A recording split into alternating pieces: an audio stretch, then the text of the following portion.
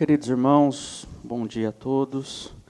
Que a graça e a paz do nosso Senhor e Salvador Jesus Cristo esteja com a amada Igreja do Senhor. Convido você a abrir as Escrituras em Filipenses, capítulo 3. Faremos a leitura do verso 15 ao 21.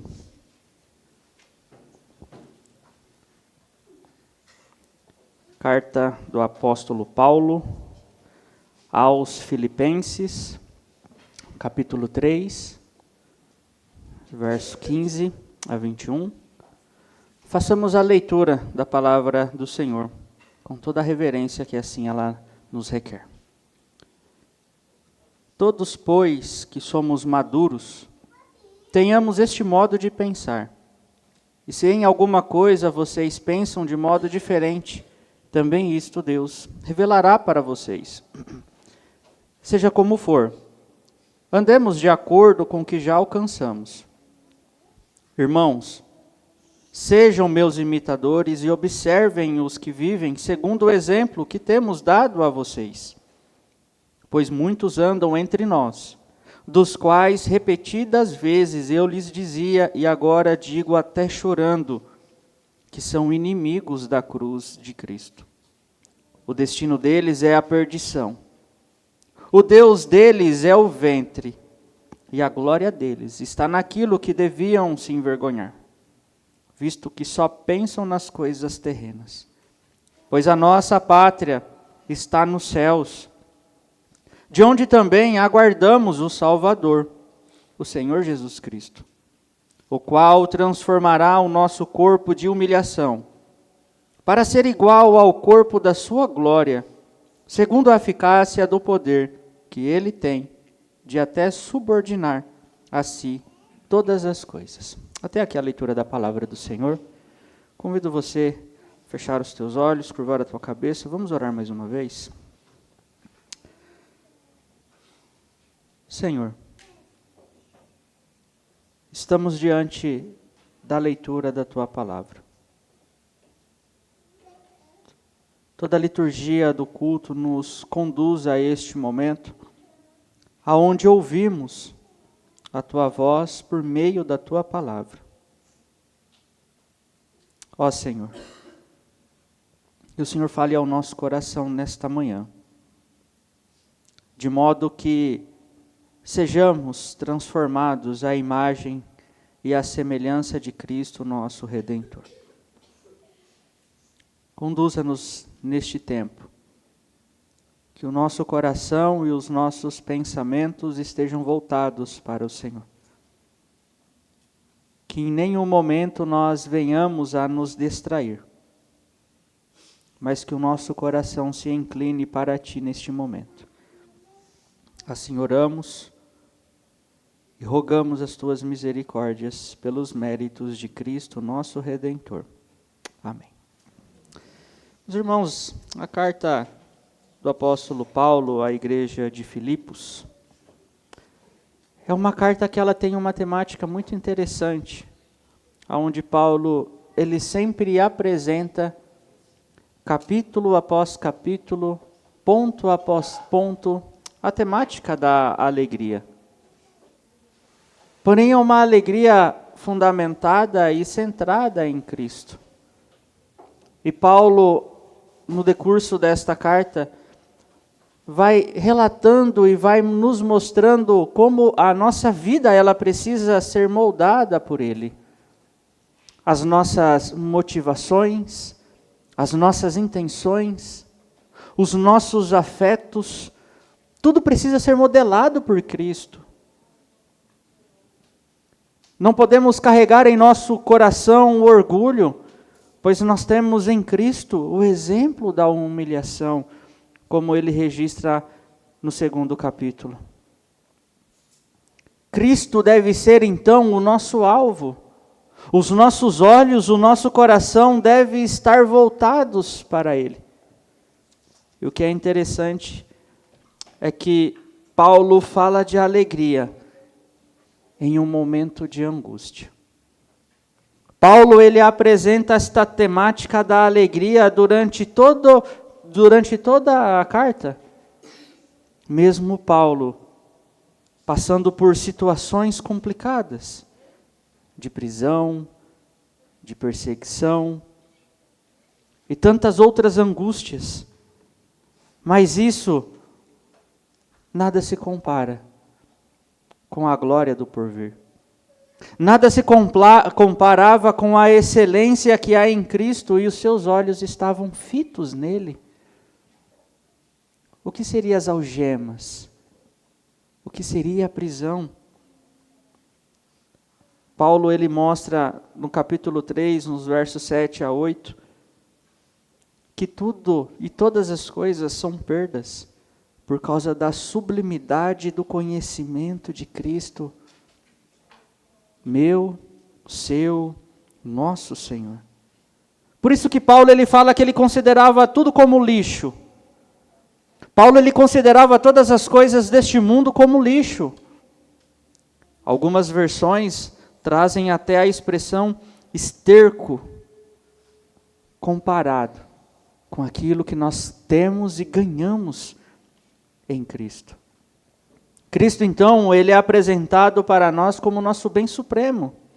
Nossa vida e esperanças estão ocultas nele. É para ele que, então, nós devemos correr. Sendo ele o nosso alvo. É estar inconformados com a situação que nós vivemos. E a cada dia, querer conhecer mais a Cristo e o poder da sua ressurreição. Participar dos seus sofrimentos, nos tornando como ele em sua morte, para de alguma forma alcançar a ressurreição dentre os mortos, como Paulo fala nos versos 10 e 11 do capítulo 3. Então tudo isso Paulo ele faz considerando a soberania e a majestade de Cristo. Pois o Senhor nosso Deus o exaltou à mais alta posição e ele tem um nome que é acima de todo o nome. De acordo com a centralidade de Cristo, então, apresentada a nós, e que nós podemos observar ao longo de toda esta carta, convido você a juntos nós observarmos o seguinte tema nesta manhã: vivendo de acordo com o Evangelho. Vivendo de acordo com o Evangelho. E nós faremos isso olhando para 3 pontos principais desses versos. O primeiro deles é vivendo segundo o que foi aprendido. Segundo aquilo que nós aprendemos por meio de Cristo, por meio da sã doutrina, conforme nós veremos os versos 15 a 17.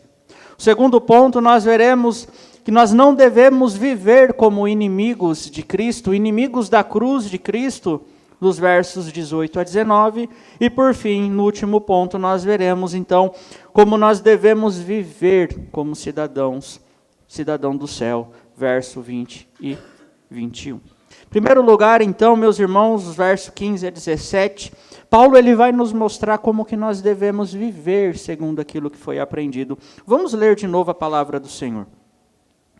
Todos, pois, que somos maduros, tenhamos este modo de pensar. Se em alguma coisa vocês pensam de modo diferente, também isso Deus revelará para vocês, seja como for. Andemos de acordo com o que já alcançamos. Irmãos, sejam meus imitadores e observem os que vivem segundo o exemplo que temos dado a vocês.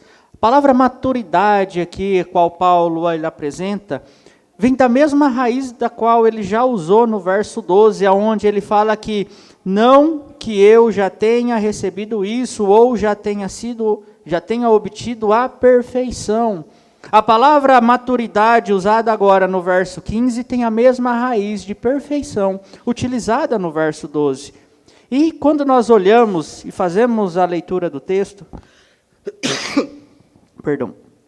pode até nos parecer estranho, porque Paulo no verso 12 fala que ele não obteve a perfeição, agora ele fala que ele alcança a maturidade, ou seja, ele alcança esta perfeição. Mas o que parece, quando nós olhamos para a carta, Paulo ele está sendo irônico. Irônico contra aqueles falsos profetas. contra alguns hereges, as quais Paulo ele fala lá no verso 2 do capítulo 3. Olha lá. Cuidado com os cães, cuidado com os maus obreiros, com a falsa circuncisão. Isso fica mais claro quando nós olhamos o restante dos versos, o 16, o 17. Esse amadurecimento está relacionado ao fato de que Paulo, como ele diz, ele foi conquistado pelo Senhor. Esse amadurecimento não vem de Paulo, não é fruto das obras de Paulo. O verso 12 ele fala que ele foi conquistado, obtido a perfeição, mas prossigo para conquistar aquilo que também, para o que também fui conquistado por Jesus. Isso nos leva e leva aqueles irmãos, meus irmãos, a andarem de acordo com aquilo que eles já alcançaram, com aquilo que eles já aprenderam. A maturidade, ela não é independência e ela não é emancipação e nem descoberta de novas coisas. O famoso pensar fora da caixa, quem já nunca ouviu isso? Mas é o entendimento e é o apego pelas coisas aprendidas. A maturidade nos faz observar os preceitos do Senhor. Caso contrário, nós prestaríamos fogo estranho diante do Senhor, ou ofereceríamos sacrifícios que Ele não requereu de nós. A maturidade não nos levará a desconsiderar a lei do Senhor, mas ela fará com que a lei do Senhor seja o nosso prazer, de dia e de noite. O verso 16, meus irmãos, reforça essa ideia de que tão somente vivamos de acordo com o que já alcançamos. William Hendrickson, comentando este verso, ele diz que, de forma mais literal, nós podemos entender da seguinte forma, que nós devemos continuar seguindo em linha reta, segundo a mesma norma que tivemos alcançado. Ou seja, eles deveriam viver em conformidade com o padrão, e esse padrão está sendo constantemente inculcado na cabeça desses irmãos, e que também deve estar inculcado na nossa mente. Seja como for, andemos de acordo com o que já alcançamos. A ideia aqui, meus irmãos, não é somente de uma caminhada. A ideia de andarmos é a ideia de nós nos aprofundarmos também naquilo que nós já alcançamos, naquilo que nós já conhecemos. Como disse o reverendo Rafael, não faz sentido nós falarmos de santificação se nós não temos o prazer na lei do Senhor e nós não meditamos na lei do Senhor. Não faz sentido nós falarmos de santificação se nós não dedicamos do nosso tempo em exercícios espirituais, em oração, em leitura da palavra do Senhor. Quantas vezes nós lemos as Sagradas Escrituras e meditamos sobre aquilo que nós lemos? Continuar andando de acordo com aquilo que nós alcançamos. A ideia é de ir para dentro, sempre mais para dentro daquilo que nós aprendemos e daquilo que nós temos ouvido do Santo Evangelho. Ao contrário do que muitos dizem, meus irmãos, sim, é possível nós chegarmos e conhecermos a verdade. Ou melhor dizemos, nós nos achegarmos até Ele. A verdade não é um pensamento, a verdade ela é uma pessoa, a verdade é Cristo, e nós não podemos tratar o Evangelho, nós não podemos tratar a verdade do Evangelho como se ela estivesse distante de nós. Não podemos falar de santificação se nós tratamos o Evangelho simplesmente como um adereço da nossa vida. É apenas um elemento da semana. O Evangelho, ele só me cabe aos domingos. Fora do domingo, eu não preciso do Evangelho.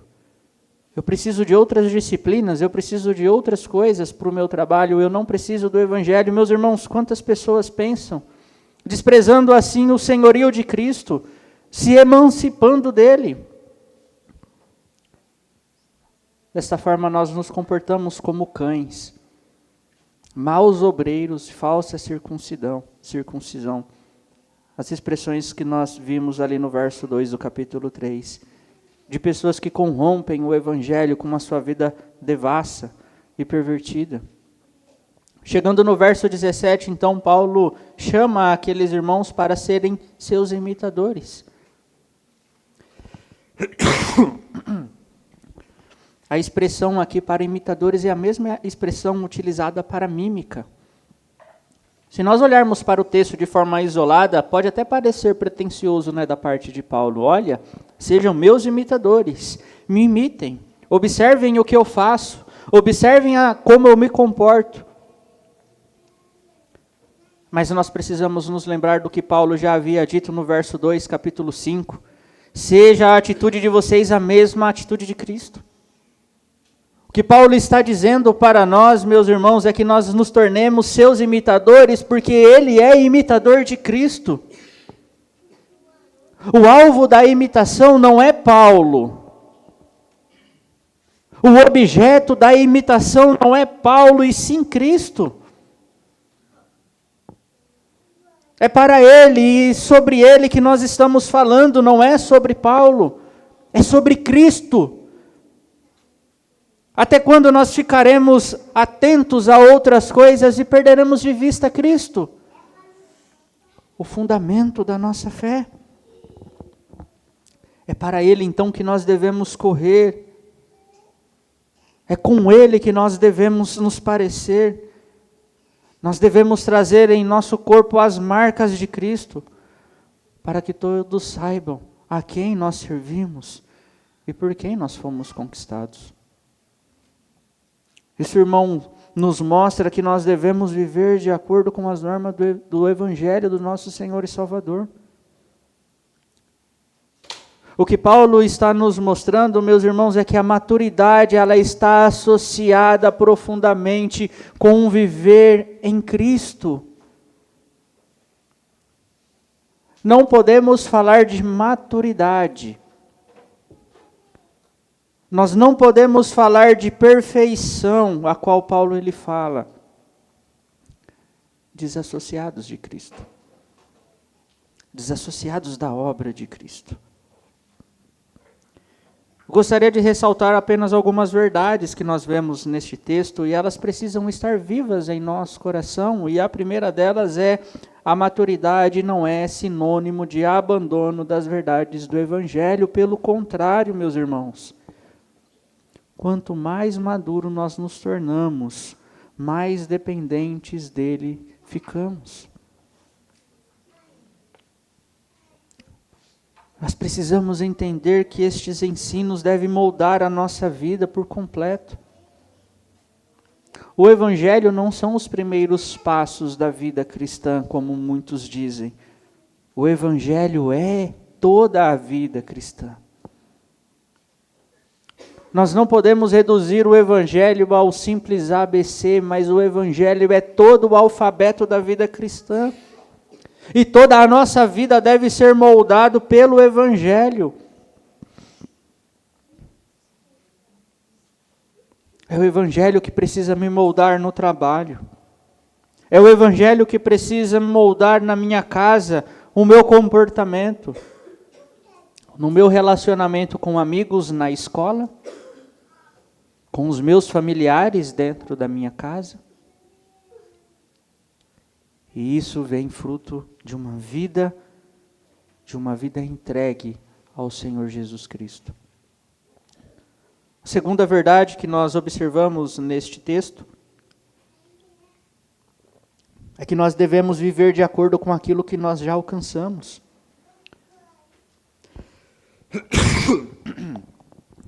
Viver em conformidade com o Evangelho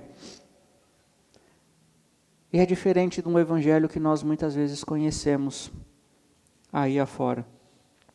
O Evangelho miojo. Já ouviu falar do Evangelho miojo? que é 3 minutos e está pronto. Você não precisa de muita coisa. É um evangelho de instantaneidade. E muitas vezes nós lidamos com o evangelho como se ele fosse um miojo. Eu só preciso de 3 minutos. Só água, mais nada. O resto está tudo no saquinho. Está tudo no pacotinho, joga lá e fica pronto, eu como.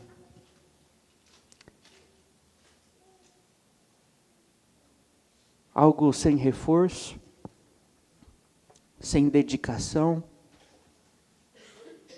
sem preparo. Não existe guerra contra o pecado nesse tipo de cristianismo. Não existe renúncia, nem sequer existe pecado. São falhas, são algumas coisas que nós podemos reparar. Se pertencemos a Cristo de fato, meus irmãos, nós precisamos viver como representantes de Cristo nessa terra. Levar o seu nome, sermos portadores de Cristo. Realmente nós nos aprofundarmos no Evangelho. Realmente vivermos de acordo com aquilo que temos aprendido. Pois isso é o fruto da maturidade. A árvore, ela é conhecida pelo seu fruto. Quais são os nossos frutos diante do Senhor? A quem nós somos imitadores? E esse é o nosso terceiro ponto. Imitemos a Cristo. Imitando a sua humildade, a sua entrega, a sua obediência. Imite a Cristo em seus pensamentos, em suas vontades, em seus desejos. Imite a Cristo, meus irmãos, no trato com as pessoas à sua volta. Olhe para Ele como um reflexo diante de um espelho. Prossiga para o alvo a fim de ganhar o prêmio do chamado celestial que Deus tem para nós em Cristo Jesus. Não são ações meramente moralistas, meus irmãos. Mas o que o Senhor requer é uma resposta ativa nossa ao Evangelho. O que nós precisamos fazer é realmente olharmos para o Senhor e termos os nossos olhos fitos nele. Não viver uma vida passiva, deixando as coisas acontecerem. É exigido de nós uma vida de devoção, uma vida de piedade, uma vida aos pés do seu Senhor e do seu Salvador. Não abandone a maturidade, não abandone o Evangelho. Viva de acordo com a fé que você professa. Imite a Cristo em tudo aquilo que você faz. Paulo continua então nos versos 18 e 19, onde ele vai nos falar em segundo momento de que nós não devemos viver como inimigos da cruz de Cristo. E é interessante que Paulo ele apresenta este ponto de forma muito solene. Paulo ele fala então daqueles que se tornaram inimigos da cruz, e a ideia de inimigos da cruz e inimigos da obra são aqueles que se opõem e são aqueles que são hostis ao Evangelho. São aqueles agora que repudiam o Evangelho.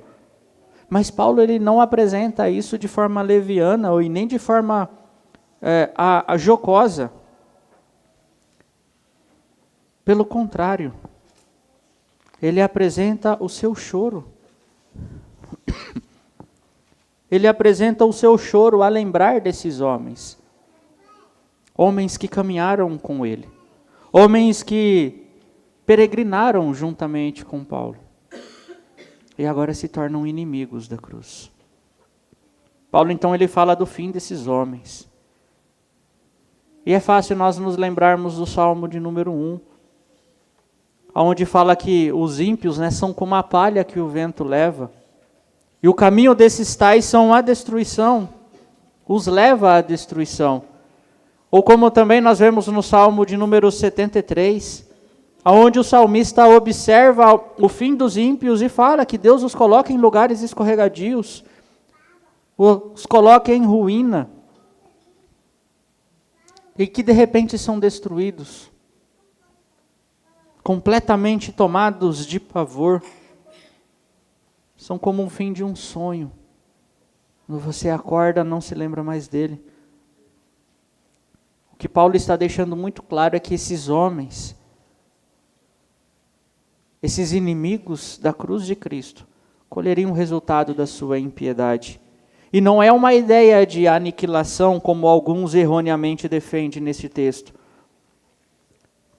Não é a ideia de aniquilação, meus irmãos, mas é a ideia de um julgamento eminente diante do Senhor dos Exércitos. Tais inimigos estavam diante do Senhor e seriam julgados, e seriam condenados.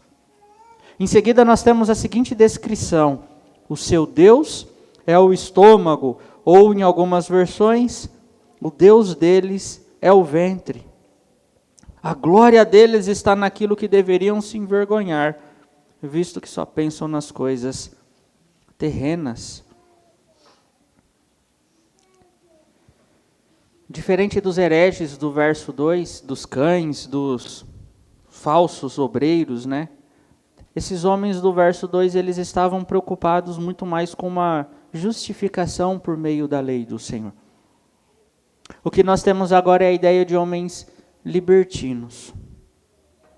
Homens que queriam viver para agradar o seu próprio coração, o seu próprio eu. Pois o que importava para esses homens era o eu. Libertinagem sem contenção, uma busca por uma liberdade independente da consequência final. O que é o hoje, o momento. Bom, só se vive uma vez, não é verdade? Tais homens se orgulhavam de suas práticas. Não haviam pudor. O pecado lhes era agradável, prazeroso. Eles estavam apegados a essa vida de tal forma que nada mais lhe era atrativo. E quando nós olhamos para a nossa volta hoje, meus irmãos, quantos estão na mesma condição? Ou será que nós estamos nessa mesma condição? Pessoas que outrora estavam na congregação dos justos, mas hoje são como palha. Vão de um lado para o outro. E quantos de nós também vivemos dessa forma?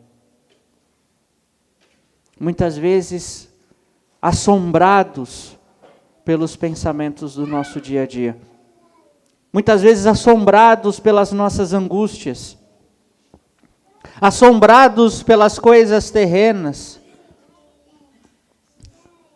Você tem muito mais medo das notícias que aparecem nos jornais do que do pecado.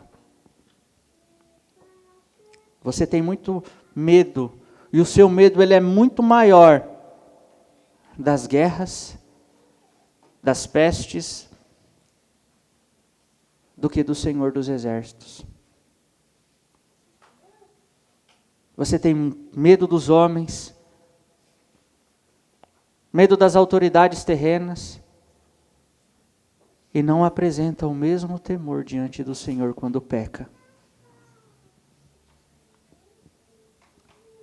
E não trememos diante do Senhor quando nós pecamos. O pecado não lhe causa mais espanto. O pecado já não lhe causa mais assombro.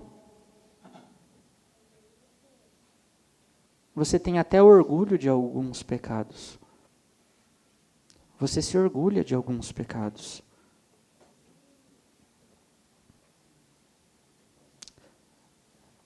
Essa palavra não é só para aqueles que estão fora da congregação, mas Paulo dirige para aqueles que ainda permanecem dentro da congregação e se tornaram inimigos da cruz de Cristo, porque só pensam nas coisas terrenas.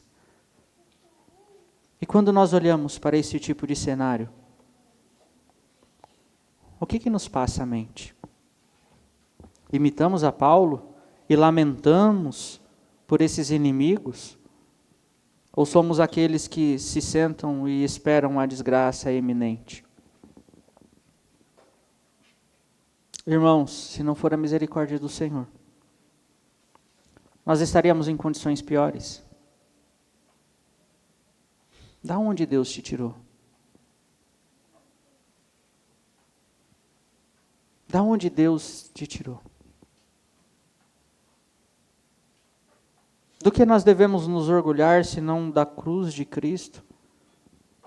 Para quem nós devemos olhar, senão para Ele?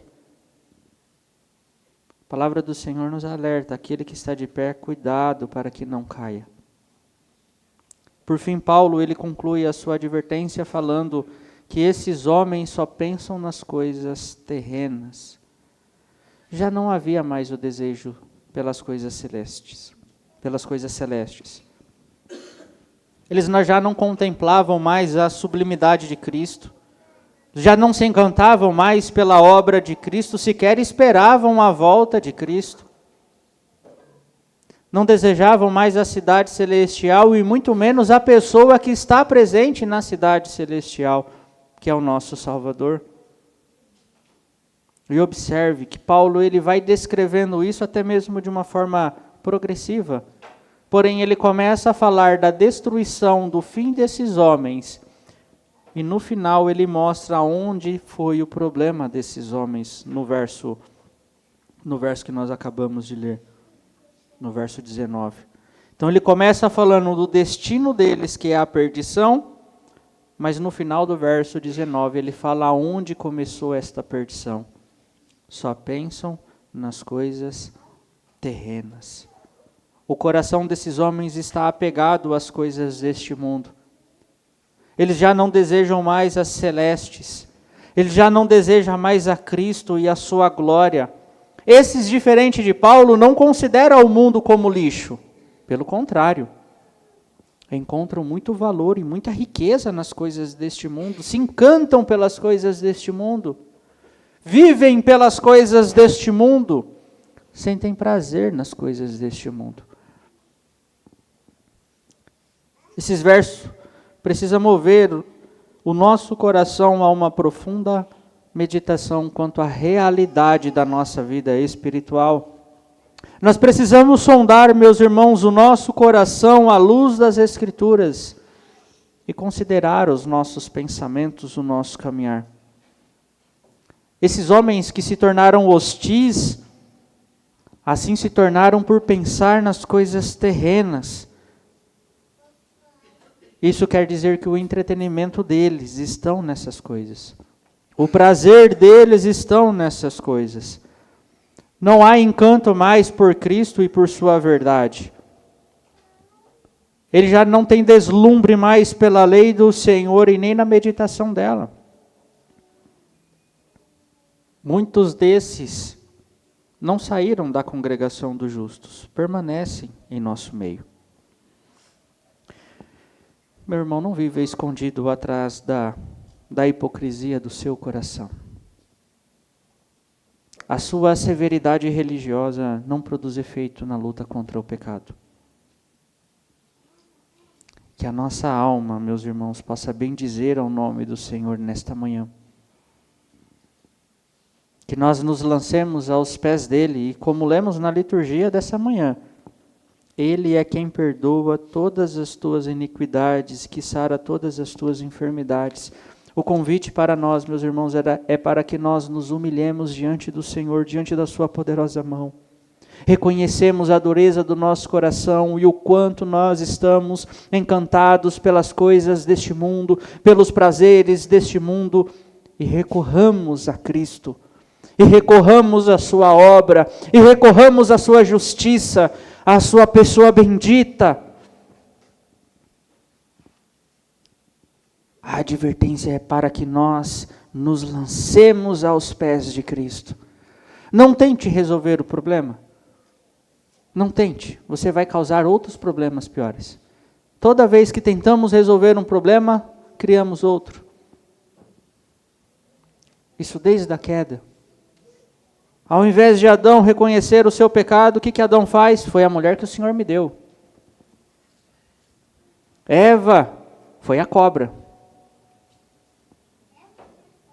Toda vez que tentamos resolver os problemas, criamos outros. Meus irmãos, somos chamados e somos convocados a comparecer diante de Cristo e nos humilharmos diante da sua poderosa mão, a fim de alcançarmos a maturidade, a fim de alcançarmos e obtermos a perfeição, não a nossa perfeição, mas a perfeição provinda de Cristo Jesus. E terceiro e último ponto, viva como um cidadão do céu, os versos 20 a 21, pois a nossa pátria está nos céus, de onde também aguardamos o Salvador, o Senhor Jesus Cristo, o qual transformará o nosso corpo de humilhação, para ser igual ao corpo da sua glória, segundo a eficácia do poder que ele tem, até de subordinar a si todas as coisas. Paulo, ele começa então, ele fala no verso 20, justamente fazendo um contraponto, contrastando com o final do verso 19. Se aqueles homens pensavam somente nas coisas terrenas, Paulo lembra que nós devemos pensar nas coisas lá do alto, onde Cristo vive. Se morremos com Cristo, com Ele também viveremos. Se estamos com Cristo, a nossa mente, o nosso coração, todo o nosso ser deve estar e deve pensar nas coisas lá do alto, como cidadãos do céu. Aqueles homens estavam condenados, esses agora vivem no Senhor. A expectativa está no céu, não pelo céu em si próprio, mas por aquele que habita no céu. Como dizem os nossos irmãos puritanos, o céu só é céu porque Cristo está lá. É melhor estar no inferno com Cristo do que num céu sem Ele. É melhor estar no inferno com Cristo do que no céu sem Ele. A nossa recompensa é Cristo. Os nossos olhos devem desejar é Cristo. Devemos ansiar pela pessoa de Cristo, a nossa expectativa é estar em Cristo e deve mirá-lo dia após dia. Assim como aqueles homens e assim como os apóstolos e tantos outros discípulos olhavam para o Cristo enquanto ele desaparecia em meio às nuvens, agora é esperar ansiosamente o seu retorno. Não é viver como se não fizéssemos parte deste mundo, e sujeitos ao governo deste mundo. Mas é lembrar a todos que, na verdade, pertencemos a outro reino. Temos um outro rei. Um rei que é o rei da glória. Pertencemos a uma realidade maior. É nisso que nós devemos nos ancorar e nos apegar. Bom ou não, reinados passarão.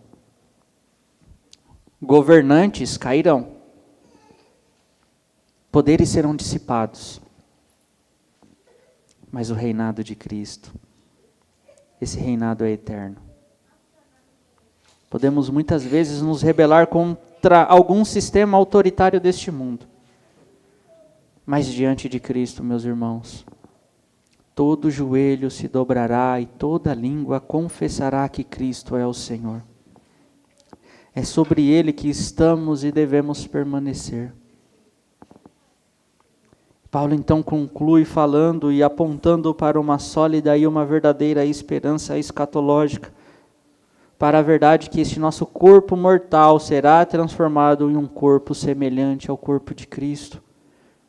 Não mais um corpo humilhado, não mais um corpo debaixo do pecado, debaixo das consequências do pecado, mas é um corpo glorificado, e essa verdade deve encher o nosso coração. Devemos possuir esta visão e este desejo intenso em nosso coração, meus irmãos. E se isso não faz com que os nossos olhos brilhem, com que venhamos ter uma profunda esperança e uma verdadeira alegria, é muito provável que o nosso coração está nas coisas terrenas e não na celeste. Essa verdade ela é transformadora e é a promessa deixada por Cristo para todos aqueles que fazem parte do seu rebanho. Essa é a promessa do bom pastor para todos, meus irmãos. A promessa daquele que deu a vida por suas ovelhas. Essa verdade ela é santificadora e transformadora, ela nos conduz a correr para o alvo que é Cristo. Faça com que nós queremos e desejamos a nos parecer mais com Ele do que com este mundo e seus prazeres passageiros. É tão somente nele que nós encontramos a verdadeira maturidade. Nós já desfrutamos de uma maturidade, mas ainda não em sua plenitude. Aguardamos ansiosamente a redenção. Isso ocorrerá em breve, na ressurreição dos santos, na volta do nosso Senhor e Salvador Jesus Cristo. Gostaria, para finalizar, de fazer apenas 3 breves aplicações diante deste texto. Primeira delas, meus irmãos, observe atentamente a palavra e seguir por ela. Não busque novas revelações. Não seja como os revolucionários modernos que buscam romper com as sólidas verdades do Evangelho. Viva de acordo com a verdade de Cristo. Viva de acordo com a verdade de Cristo. Seja cristão no trabalho. Seja cristão na escola. Seja cristão dentro do seu lar. Seja cristão na fila do banco. Seja cristão no trânsito. Eu sei que às vezes é difícil, mas seja cristão no trânsito. Nos negócios. Seja um imitador de Cristo, meu irmão. Seja cristão de fato. Não seja tolo achando que é vantajoso ser um cristão camaleão. O agente 007. Ninguém sabe que você está ali no meio, mas você está ali no meio. O Evangelho, ele é confronto de cosmovisões, ele é confronto de realidades. Nós não nos moldamos a este mundo, nós nos moldamos e devemos nos moldar ao Evangelho. E é o Evangelho que deve fomentar e deve conduzir todo o ambiente a qual nós estamos. A segunda aplicação, meus irmãos, é cuide para que os seus pensamentos, para que o seu coração estejam completamente apegados a Cristo e não a este mundo. Lembre-se que você pertence a outro reino. Volte-se para Ele. Humilhe-se diante dEle. Não vá dormir esta noite, ao findar deste dia, sem se humilhar diante de Cristo, clamando pelo seu perdão. Coloque os seus fardos sob a cruz de Cristo, as suas aflições, suas angústias, os seus medos. Olhe para aquele que foi perfurado por você, que se entregou para que fôssemos reconciliados pelo seu sangue. Ele que não tinha pecado foi feito pecado em nosso lugar, para que a sua justiça fosse imputada a nós. Os nossos pecados foram imputados sobre Cristo. E por fim, meus irmãos, santifique-se alimentando-se da verdade. Assim como Cristo, nosso Redentor, venceu a morte, assim também nele nós venceremos e estaremos unidos com Ele para todo sempre. Onde poderemos então, por fim, desfrutar do seu reinado. Não teremos mais as dores causadas pelo pecado, não estaremos mais separados do nosso Pai Celeste. mas estaremos unidos pelo sacrifício e pela ressurreição de Cristo. Teremos o nosso corpo transformado à semelhança dele. Teremos então, por fim, a verdadeira maturidade e perfeição. Que essas verdades, meus irmãos, nos conduza na segunda-feira, na terça-feira, e assim até aquele glorioso dia. Que esta verdade conduza a nossa vida para a glória do nosso Senhor e Salvador. Vamos orar mais uma vez? Senhor, mediados pela obra do Teu Filho amado e bendito Cristo Jesus, mais uma vez nós nos colocamos em oração, rogando ao Senhor que nos conduza a um viver santo, a um viver que reflete a Tua glória e a Tua majestade, Senhor.